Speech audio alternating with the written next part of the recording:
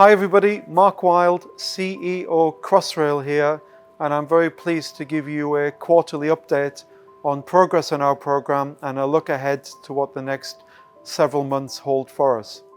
I'm speaking to you today from our new Tottenham Court Road station. We handed this over to London Underground on the 5th of May. Very exciting moment for us all. I'm here with my face mask on because actually this is an operational railway now, and progressively we will hand over more stations as we get into the summer months.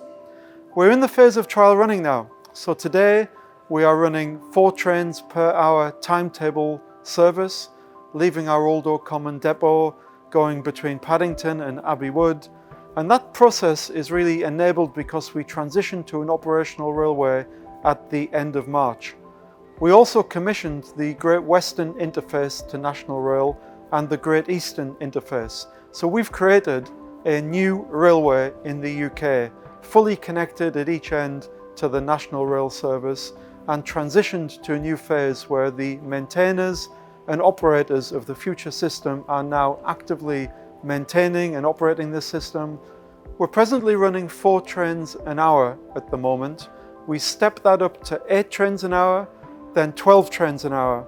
We do that to prove the reliability of the system and shake out all of the problems. We aim to be at 12 trains an hour, which is the opening service pattern of the Elizabeth line. We aim to be there in the next 2 to 3 months. So it's a very exciting time for the program. It's going pretty well at the moment, but obviously the reason we do this is to shake out all of the bugs. So when customers finally join this railway, they will be assured of a very reliable and of course a very safe process. Once we are at 12 trains an hour, we will also then conduct some timetable demonstrations.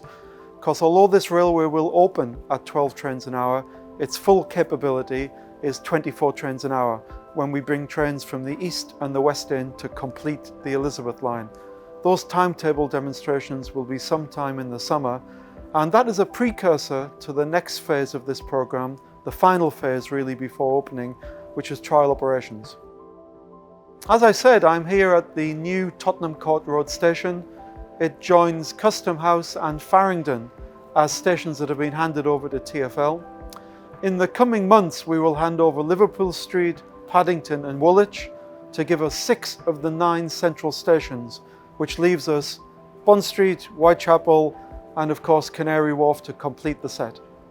In recent weeks, Acton Main Line and West Ealing have been opened as refurbished stations and achieved step-free access status. This week, Ealing Broadway will join them. I'm sure local communities will really appreciate the new facilities and of course access to greater accessibility to our railway. Later in the summer, we will welcome Hayes and Harlington, Southall and West Drayton to that group, something really to look forward to. We are running our full-length units, our 9-car 345 trains into Liverpool Street surface station.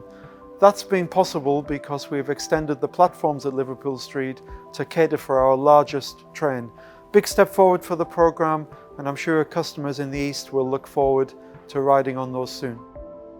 I hope this update reassures everybody watching this that we are actually making great, tangible progress on this programme as we drive towards the start of trial operations later this year and opening this railway in the first half of 2022.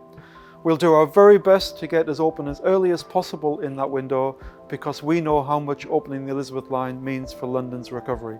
Thank you very much.